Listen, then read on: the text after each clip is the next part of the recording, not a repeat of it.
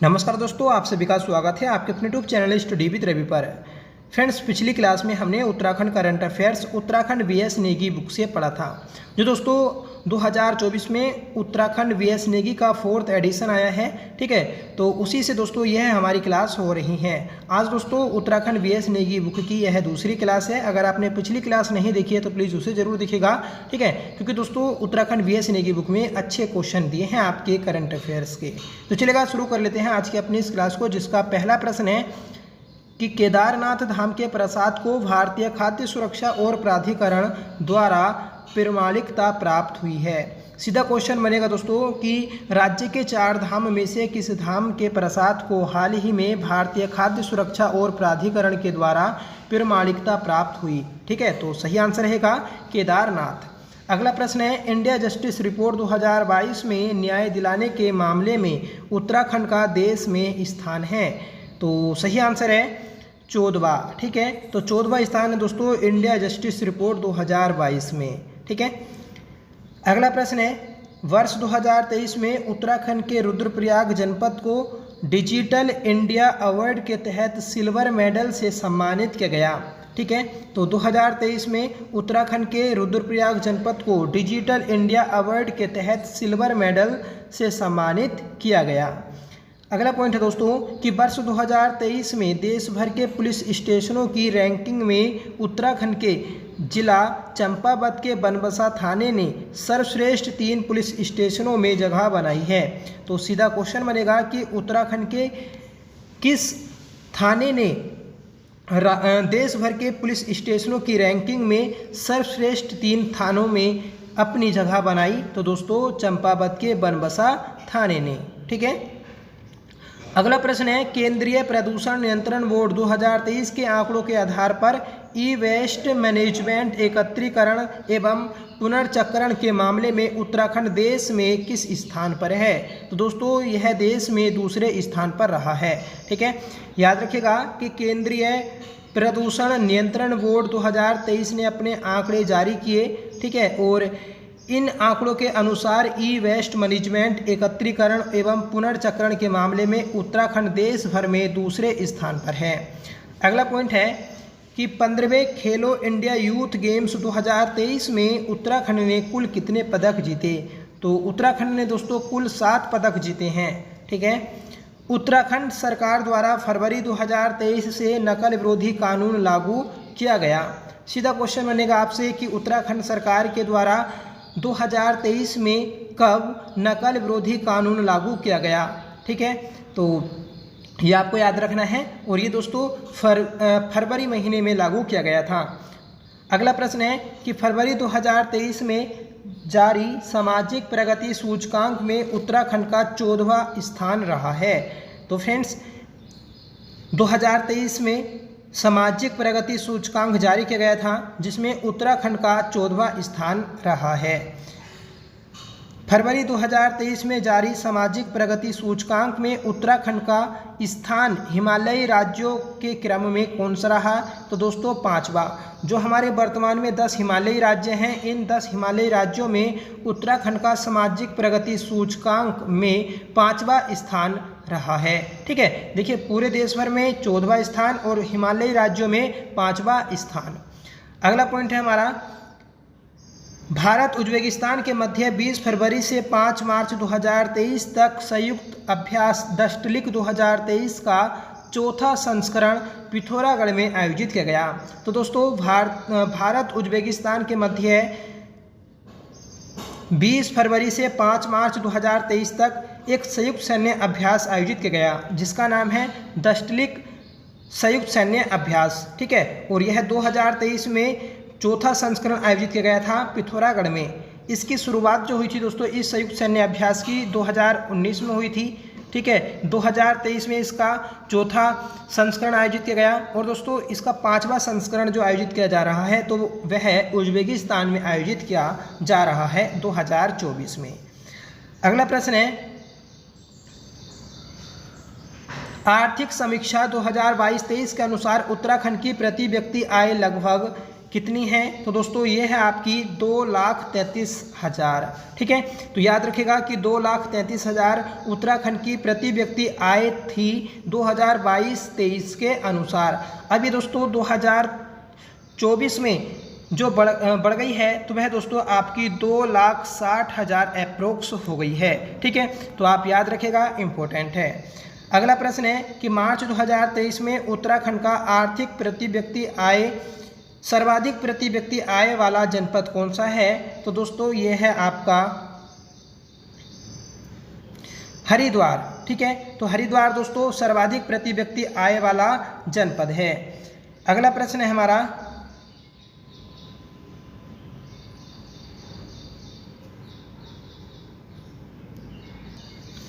5 जून 2023 को विश्व पर्यावरण दिवस के अवसर पर उत्तराखंड के टिहरी के जड़धार एवं चौपड़िया गांव को स्वच्छता और हरित श्रेणी में राष्ट्रीय पंचायत पुरस्कार 2023 से सम्मानित किया गया। ठीक है, याद रखिएगा कि 5 जून को दोस्तों आपका विश्व पर्यावरण दिवस मनाया जाता है। ठीक है, और इस 5 जून 2023 के विश्व पर्यावरण दिवस के अवसर पर उत्तराखंड के टिहरी जनपद के 2 गांव दोस्तों जड़धार और चौपड़िया, ठीक है, इन दोनों गांवों को दोस्तों स्वच्छता और हरित श्रेणी में राष्ट्रीय पंचायत पुरस्कार 2023 से सम्मानित किया गया। अगला प्रश्न है कि 19 जुलाई 2023 को राज्य में सरकारी नौकरियों में खिलाड़ियों को कितना आरक्षण देने की घोषणा की गई? तो दोस्तों 4% आरक्षण देने की घोषणा की गई है उत्तराखंड में सरकारी नौकरियों में खिलाड़ियों को। ठीक है, और ये कब लागू किया गया? तो ये दोस्तों 19 जुलाई 2023 को लागू किया गया।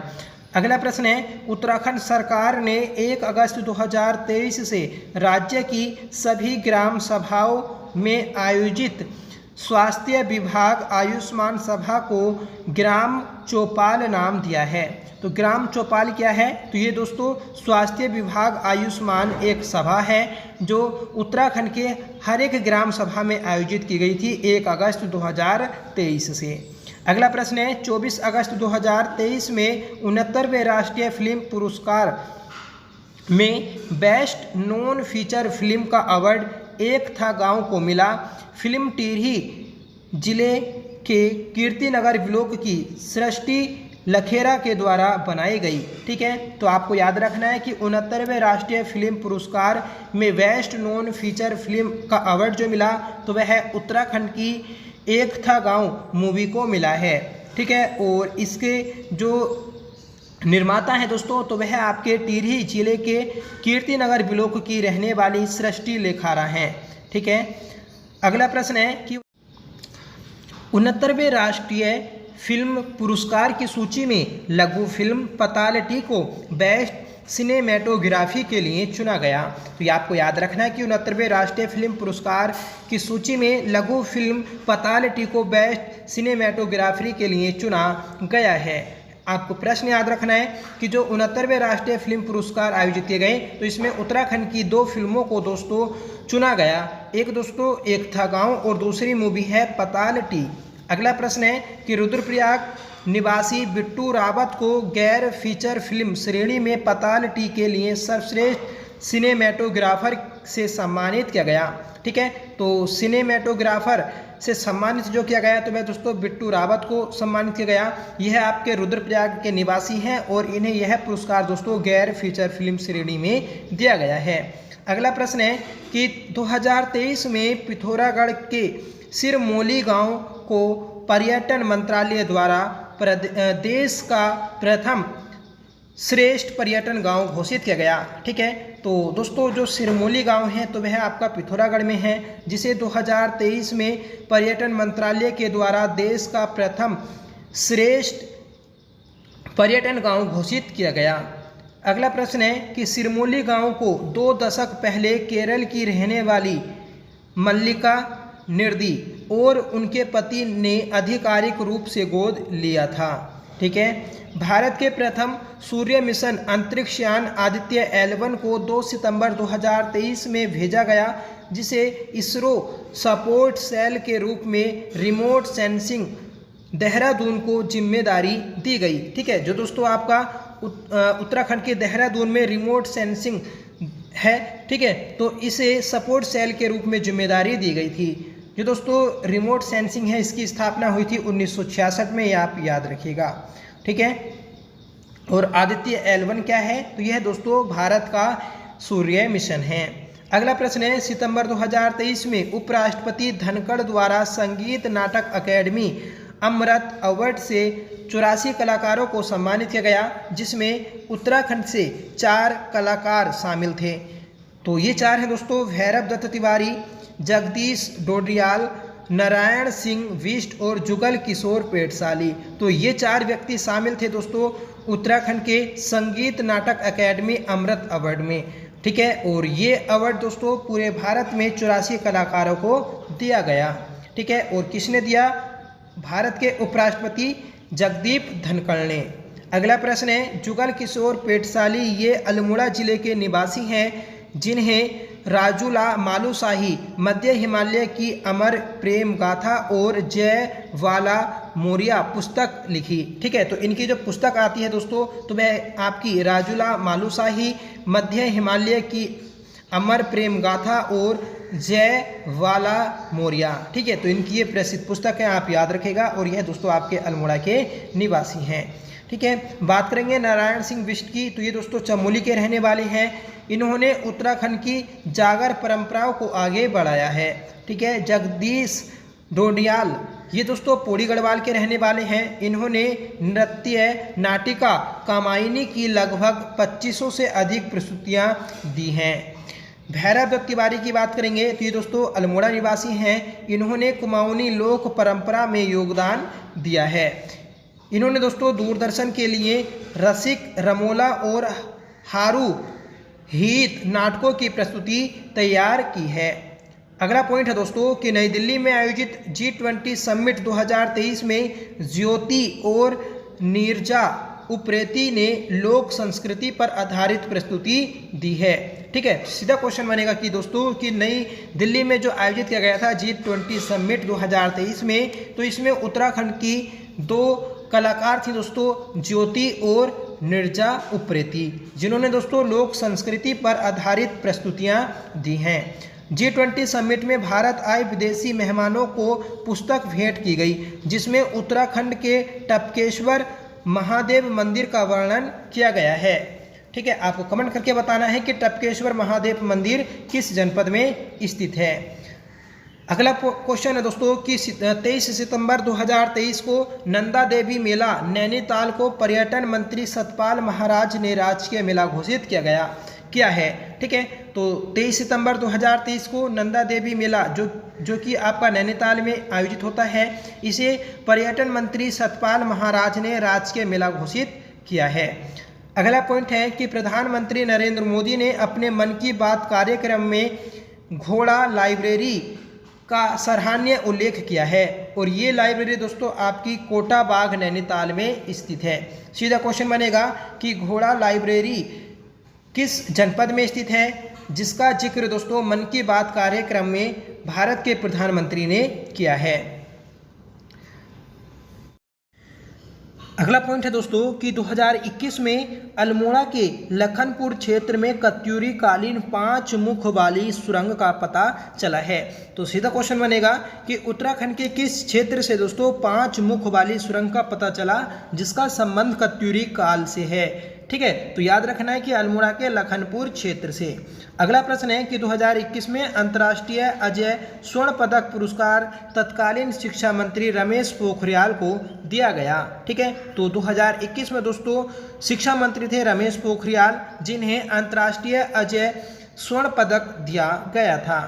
अगला पॉइंट है कि उत्तराखंड महिलाओं को उनके पति की पैतृक संपत्ति में सह स्वामित्व का अधिकार देने वाला देश का पहला राज्य उत्तराखंड बना है, ठीक है। तो उत्तराखंड देश का पहला राज्य है जिसने महिलाओं को उनके पति की पैतृक संपत्ति में सह स्वामित्व का अधिकार दिया है।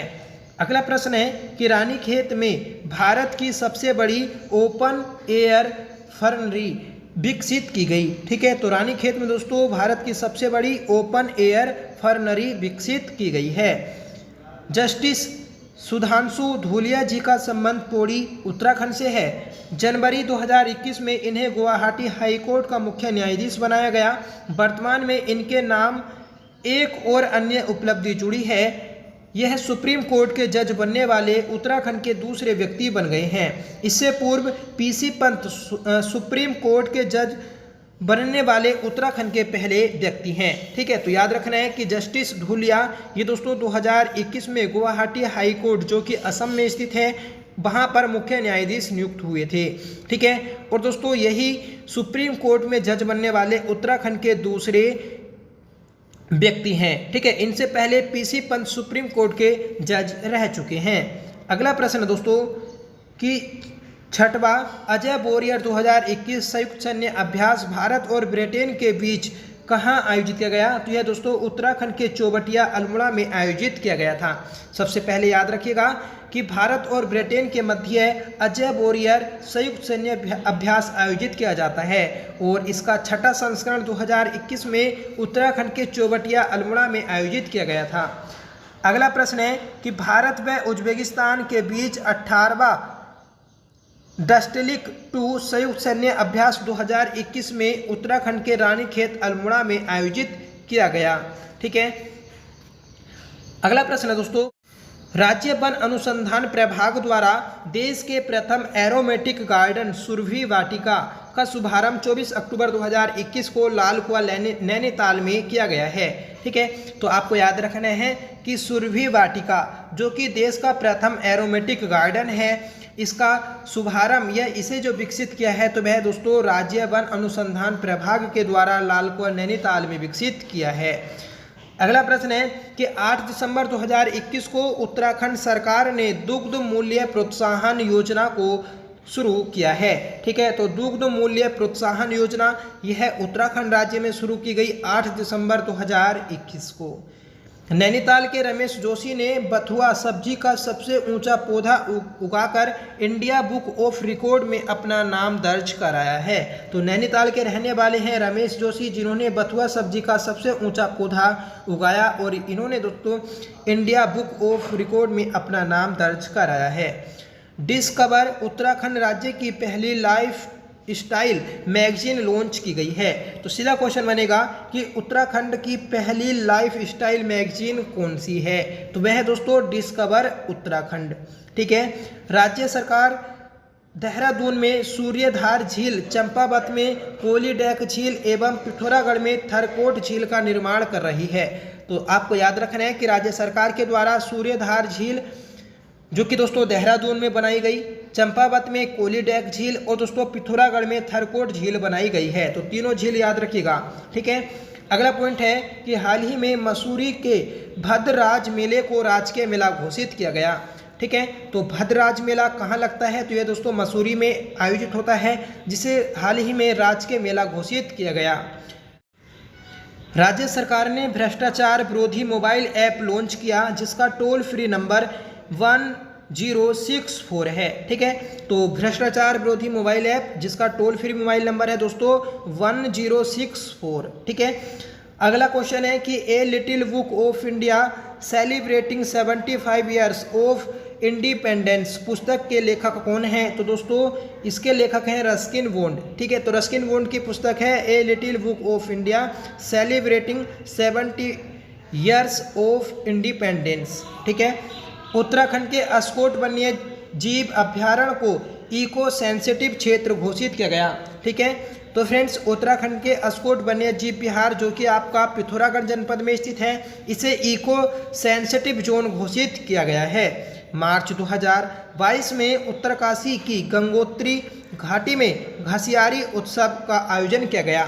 ठीक है, तो घसियारी उत्सव कहाँ मनाया गया? तो उत्तरकाशी के गंगोत्री घाटी में। अगला प्रश्न है दोस्तों कि 21 अप्रैल 2022 टिहरी जिले के सुरकुंडा देवी मंदिर में रोपवे की शुरुआत हुई। ठीक है, तो दोस्तों सुरकुंडा देवी मंदिर टिहरी में स्थित है। ठीक है, यहाँ दोस्तों रोपवे की जो शुरुआत की गई तो 21 अप्रैल 2022 में की गई है। आपको कमेंट करके बताना है कि राज्य का पहला रोपवे कौन सा है।